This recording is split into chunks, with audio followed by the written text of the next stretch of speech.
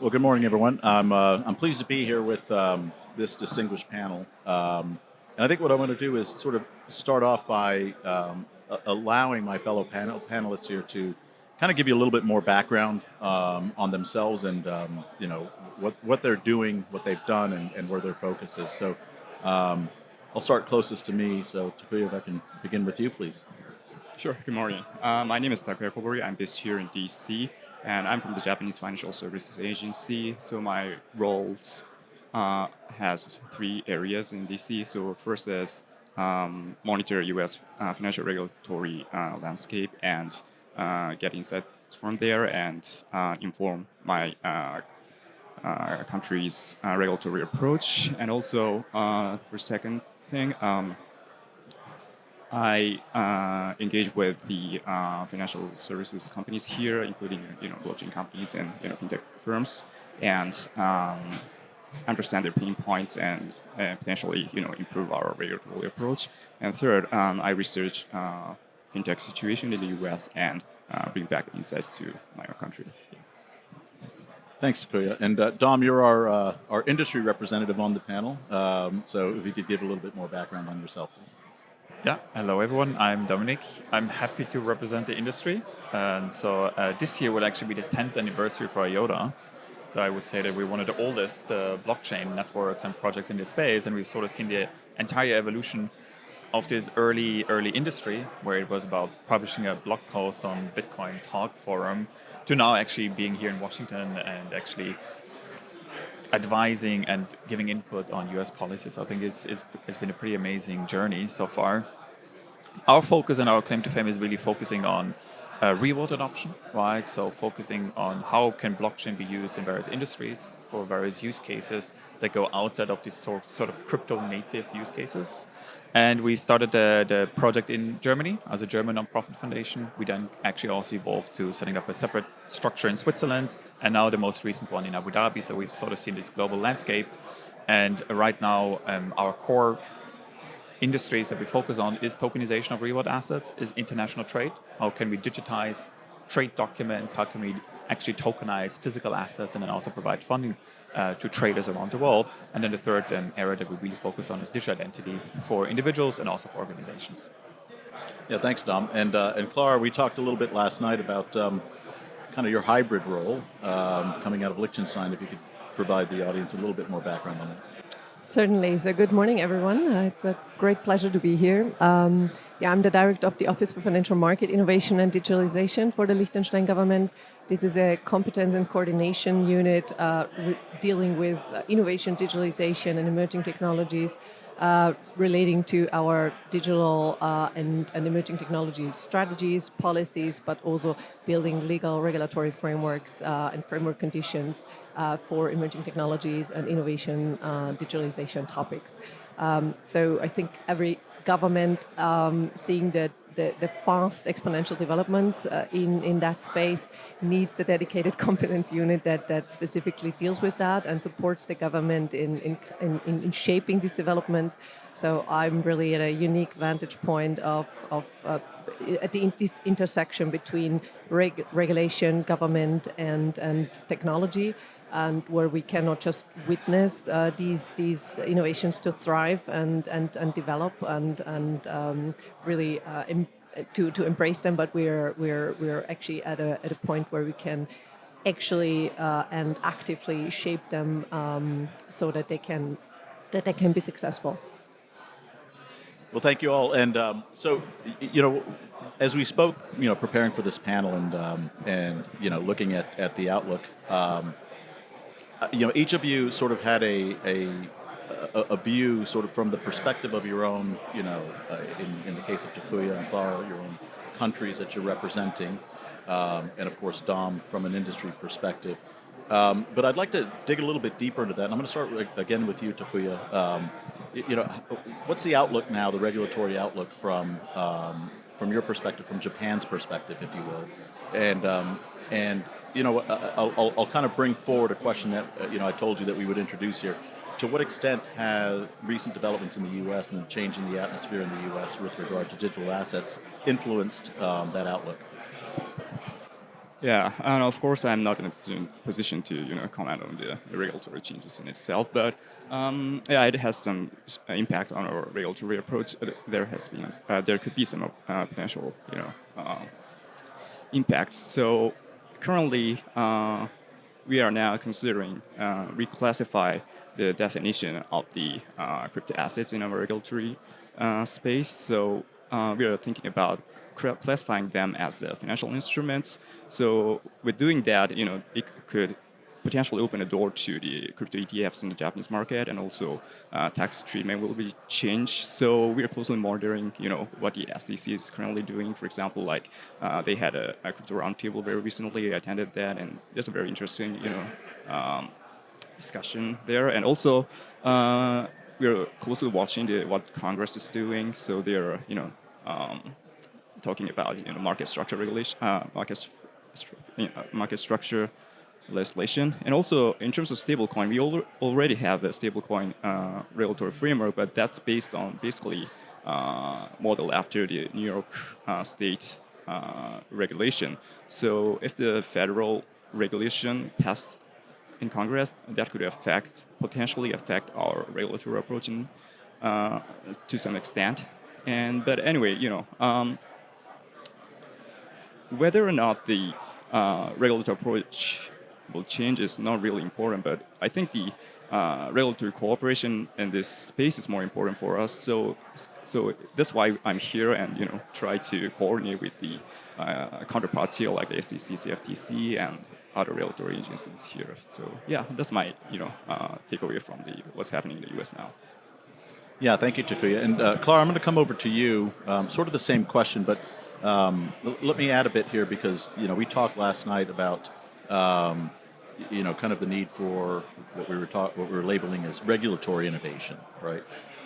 Not just trying to figure out where industry innovations fit into existing buckets, but how to perhaps think around new categories and that sort of thing. So. Same question, the outlook from Liechtenstein's perspective, but also in that context as well. Yeah, absolutely. Thank you for the question. It really is the way we were quite early into the game. So already more than 10 years ago, when the first blockchain companies were coming to Liechtenstein and addressed our financial market authority for guidance, how that fits, how their blockchain, how these business models and how the technology can be fit into existing traditional financial regulation, we realized, no, this is not working like that, and we have to think of a completely new approach, and we have to come up with a new framework that is actually not putting these new technologies into the existing traditional legal boxes, because they just by their nature, they don't fit into that in these categories of securities, commodities, or money. And this is why we came up with a bespoke, completely new framework in Liechtenstein, and we're the first ones that introduced that in January 2020. It came into force and application.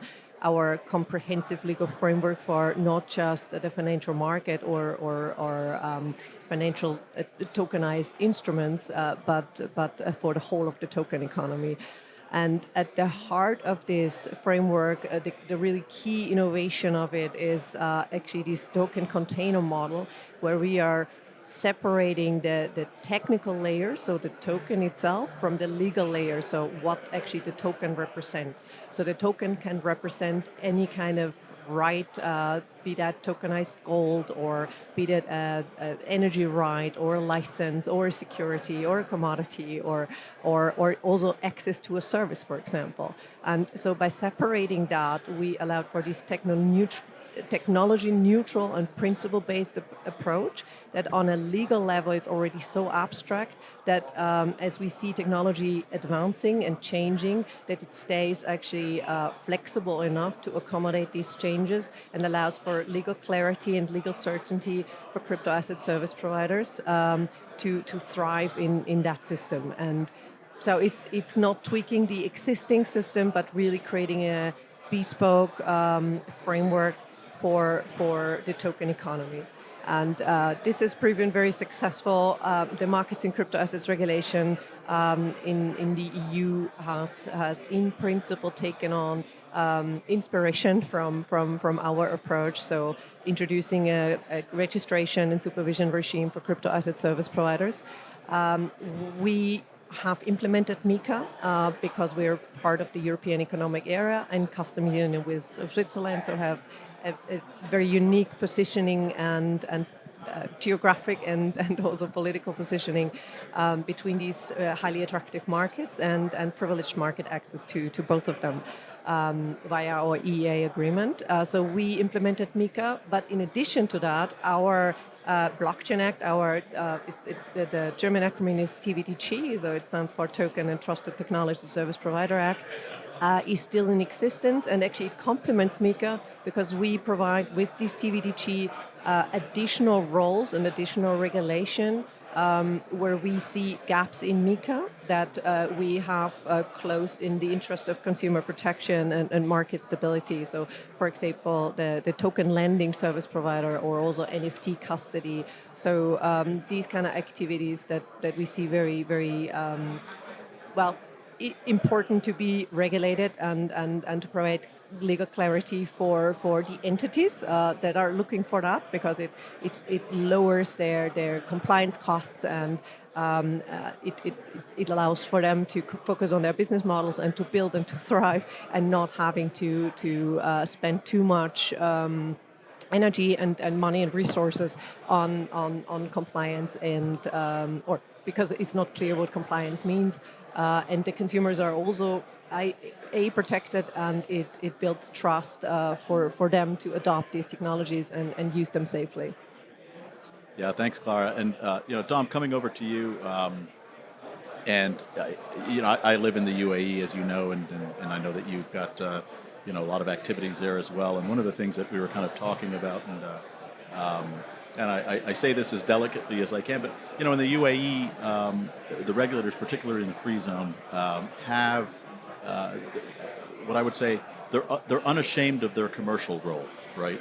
So they're regulators, but they recognize that they do have a broader objective to encourage, stimulate, and attract business and industry, and I think that's really interesting and maybe not a natural posture for regulators in other jurisdictions, right? But given your focus on public-private partnerships and things like that, perhaps you can share your thoughts, both in terms of where you see things going and maybe more broadly where you would like to see things going, in sort of the broader context of digital assets regulation. Yeah, of course. So we obviously deliberately chose to go to ADGM, right, Abu Dhabi Global Markets in the UAE, because like the first meetings that we had with them, it really was like this mindset of how can we make you succeed?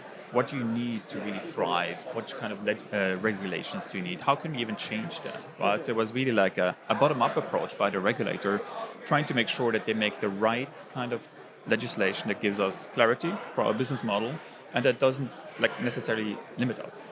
So I think that really convinced us to go to the UAE, set up the first DLT foundation there. We also actually set up the first tokenized fund in the UAE because they've never done it before, but obviously because they're very keen to be the first in that area, we kind of work together with them to come up with the right approach to make sure that every token actually represents legal ownership, like what Clara mentioned before, so that the tokens that sit on the blockchain represent this legal ownership in the fund, which is exactly what you want to have for tokenization, right? So I think that really shows you how it can be very successful working together with the regulators, and I think especially in the US, I would really love to see that approach as well, because I think in Europe, we've kind of missed that a little bit, where the industry leaders and the experts weren't really deeply involved in the regulations of MiCA, or they were involved at a later stage where it was kind of too late to also change some of those ideas, and also that then became legislation, and then obviously like some of those rules that they've implemented right now are too prohibitive in some areas, right, around stablecoins. So I do think there's a lot that can be changed there. At the end of the day, blockchain is an ecosystem technology, right? Like you cannot just use blockchain for a specific company. You need to have an entire ecosystem adopted, and for that you really need to convince this entire ecosystem to adopt the technology, right? This is sort of our problem. But then from a technological perspective, but also from a legal perspective, that you can actually use it, that you can also do the taxes, the accounting, and you need to have all that clarity, right? So I definitely think these public-private partnerships are going to be really key, right? So that we actually explore which kind of use cases, which kind of areas make sense, so that we provide this clarity. So I think tokenization is probably the most exciting one right now that everybody's talking about. And I definitely think for that, we actually need to make sure that we have the right regulation in place, that we can actually, for example, put equities on a blockchain, right? Make them tradable, so they're not just on a centralized ledger, or even worse, in an Excel sheet, like what happens with funds today. So I definitely think that is an area where we can make sure that the right regulations are being put in place, and then really also unlock new innovation. So I think everything around the tokenization, around this legal ownership, where a token is actually embedded in the legal system, is really exciting. And I think that's really where we need to focus on next, so that this connection between the technology, which is obviously sitting virtually, and the legal system is actually provided. This is actually exactly what we've done. So really introducing the token as a legal object into our legal system, and to allow this legal clarity. So what is a token in the system? Is it data? Is it an object? Is it for that to be defined, and then also for the enforceability, so that the transfer of the token also lawfully transfer the right that is represented in the token. So like this really, and this is, I think, in globally absolutely unique, that we have that implemented, and that legal clarity and legal certainty with our TBTG and our civil law, that is actually that is this allowing for this tokenization, like you mentioned, to be effected and to be enforced directly.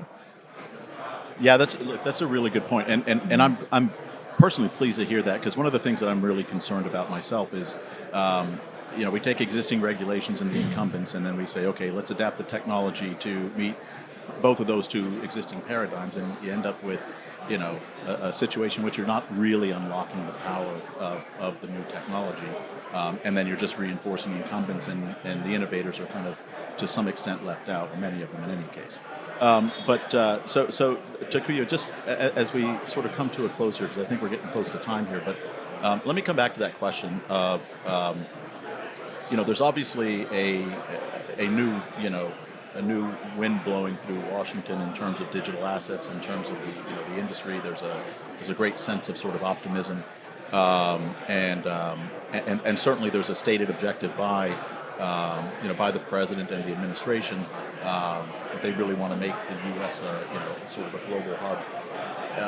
Over I would say the previous 4 years, the U.S. was an outlier, right? So if you were in industry, you were kind of avoiding the U.S. to a certain extent, in many cases. But now it feels like that's going to be reversed. To what extent, from a regulatory perspective, do you think that that will create almost a need in other jurisdictions?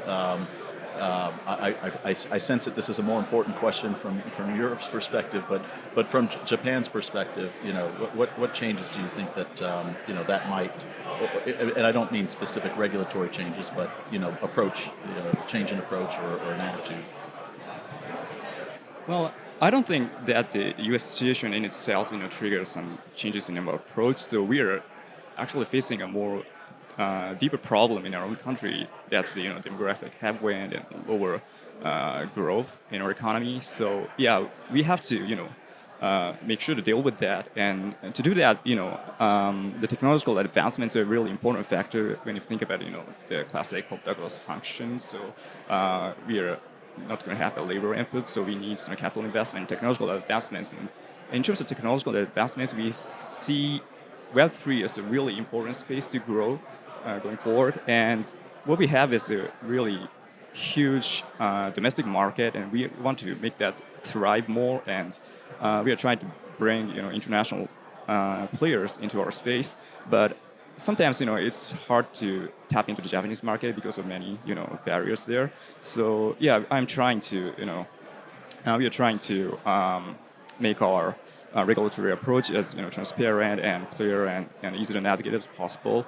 And also, so we are emphasizing this, to our domestic financial institutions that could be a potential partner of the international players. That you have to think about the risk of not taking risks. So, in a society of low growth, low economic growth, we really have to, from a long-term perspective, think about not taking a risk is the biggest risk factor for them. So, yeah, we're encouraged. It's a kind of paradoxical for regulator like us. So our the main work is to manage the risk in the financial system, but we think the risk is more like from a long-term perspective, we have to look into the risk of not taking risks. So we are encourage them to be open to the innovation. And I think the situation is changing now. So we have a generational change, and some Japanese CEO and management has never had the experience of the high growth economy. So they have a sense of urgency to change their attitudes. So I think maybe if you come to Japan, you'll find that they are more embracing the innovation in the Japanese financial sector, and there's a lot of solid real-world implementation of Web3 projects, and I think there's a lot of room to tap into in the Japanese market. So I encourage them to come to Japan. Yeah, I love that. The biggest risk may be not taking risks. I think from an industry perspective, that's very encouraging to hear. Dom, I'm going to end up giving you the last word, but let me come over to Clara. Same kind of question. And you're obviously spending a lot of time, over here on this trip and other trips as well. How are the developments here influencing sort of the outlook from Liechtenstein's side? Certainly, well, blockchain is an inherently borderless technology, and actually all these digital assets, AI, this is more than just a financial technology. It has become, of course, a really strategic geopolitical competition and consideration. And with MiCA, Europe is certainly moving towards harmonization and legal clarity. And like with GDPR, which became a global model for privacy, so MiCA could also become a blueprint for digital asset regulation. But at the same time, of course, we are very well aware the US has always been a technology leader, and also it plays a crucial role in the digital asset ecosystem development. So legal unclarity and also legal or regulation uncertainty or regulatory uncertainty and regulatory activity that always has a geopolitical and global ripple effect. And so we've over the last years always looked what the US is doing, and we spoke about that also yesterday. So Uncle Sam has woken up, and now things are certainly shifting and have become very, very dynamic. I think overall, if to step away from regulation to allow for innovation in a highly regulated field like the financial sector is actually not supporting innovation. It actually, this legal uncertainty is more benefiting actually the bad actors who are doing forum shopping, and innovation is actually then moving to either the periphery or other jurisdictions that do offer a more predictable and certain legal framework. So if the US is now looking into that, I think it's actually benefiting the digital asset innovation ecosystem as a whole. And as we've seen in Liechtenstein and in the EU, with that predictability and stability that acts as a catalyst for digital asset innovation and for consumer adoption and also institution, so an adoption, mass adoption by institution and serious actors. So it's not attracting just startups and helping innovation to thrive, but it also helps serious and mature actors to build their businesses and support the digital asset innovation. So I think this is actually helping the innovation and is more allowing for a harmonized and regulated field that this ecosystem actually needs. So that's an interesting segue into my last question, maybe mildly controversial for you, Tom, but MiCA comes out, and shortly thereafter there's a sort of a sea change in the U.S., right? from your perspective, from an industry perspective, how do you look at sort of now Europe vis-a-vis the rest of the world? Because it sort of has to feel like it might have become one of the more difficult places to operate from a digital assets perspective. Sort of overnight, given this, right? So we'll end on that note and take it where you want. I actually just want to also second what Clara was saying, because I'm going to say something controversial, right? Like, this industry in large parts is a joke, right? There's so many bad actors that take up all of the space, that are just focused on these sort of like value extraction games, right? Where it is about making money real quick, because the space is unregulated, right? And all of these meme coins, all of these VC tokens that are intransparent, all of these offshore entities, I think that was really like a knee-jerk reaction, because there wasn't this legal clarity that all of us actually wanted since the start of this industry, right? In the early 2014s, 2015s. Right, and so I think in many parts this industry has been negatively harmed by us not having this legal framework or actually having this legal clarity. And so I think right now what I'm personally most excited about, and this is obviously why the US is playing this crucial role now, is that with this legal clarity we can really professionalize this industry. We can focus on actually positive value creation applications that do tokenization, that really bring real world assets on chain, and then build a new financial ecosystem that actually empowers people. Because so far we've only been empowering a few people that have been playing these sort of hidden and dishonest games. And so I think this is really why the US plays a really crucial role right now to take up this leadership, to provide this legal clarity. And so I think Europe is obviously in a sort of a position where they've over-regulated and overstepped in many ways. So many projects are probably not looking to go to the going to Europe right now, but going to the US. And I think there's just like a natural tendency here, but obviously it's still one of the biggest economies in the world, so we cannot ignore Europe. And so I do think my personal hope is that with this newfound Europe optimism, that Europe will focus less on being the leader in regulations and more being the leader in innovation. It's a great way to end it. Clara, Dom, Takuya, really appreciate your keen insights here for the audience. And I don't think that we're doing questions here, so I think, are we? Nope. Yep. So I think that brings it to an end. Thank you all very much. Appreciate it. Thank you. Appreciate it. Thanks so much.